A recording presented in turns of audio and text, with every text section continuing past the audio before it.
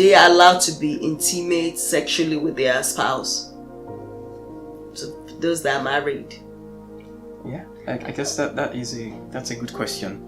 I think the answer is just like everything that's been abstained from, that intimacy is one of those things that should be kept aside during the period of fasting. But because this is two people who have become one, it's not one person's prerogative to hinder another person from having intimacy with them. It has to be an agreement. That's what Paul was saying in the scriptures, that make sure you have it as an agreement between yourself and your spouse.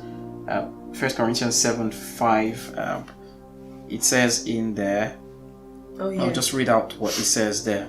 Paul was saying, they said, do not deprive one another except with consent. I think with consent is really, really important.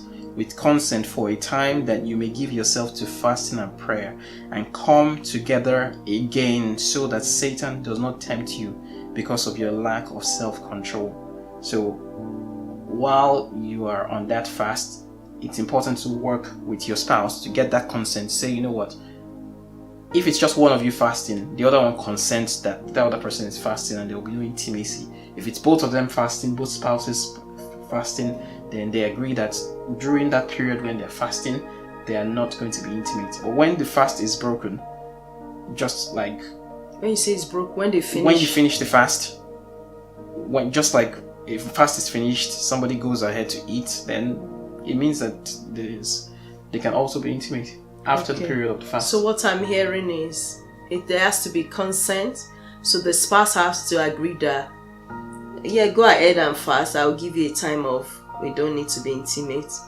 What about sometimes they're both Christians and they're both fasting, but somebody is not having that control to say that actually, I know we are fasting, I still want us to do this.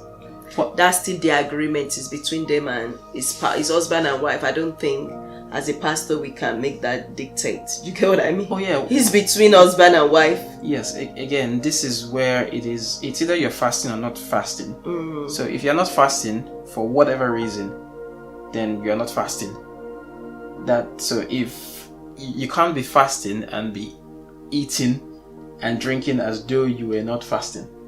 Okay. So if you're doing that, simply means you're not fasting. It probably means that time was not the appropriate time.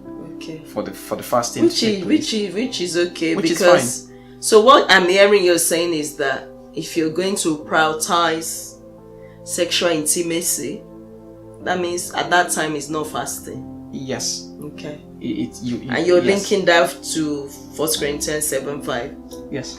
I think it becomes then difficult when we have a marriage that one person maybe is a Christian and one person is not a Christian. That may be a little bit tricky. Yes. Yeah, then you may have to consider the types of fast that you go into, Yes. And also, because there are different types of fast. The partial fast of 6 to 12, 6 to 1. And pray to God about it as well, I would say. Pray to God, seek the face of God. People have different, some of my sisters have said, is it when they break the, let's say, 10 days fast that then they can resume intimacy? Or is it at the time they start eating? I think once that fast has finished for the day, you can continue with whatever, as long as you've eaten, really. But this is something that you have to discuss with your spouse, because it says it's a consent. So nobody can come and say, Pastor Adebola said this now. Or Pastor Funke said this. But what does the Word of God say? You just said what the Word of God says, and agreement between both, consent between husband and wife. Yeah, because it says that you have to give yourself completely to, whenever you're fasting and praying, you have to give yourself completely to that fasting and praying, and refrain from sexual intimacy during that while. I know this anyway. I'm just saying that so this requires consent. If somebody is not consenting to it in that marriage, that means, what does that mean?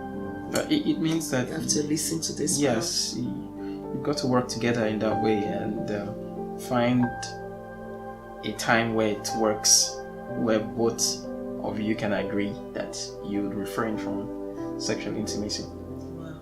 But God will keep directing anyone in this situation.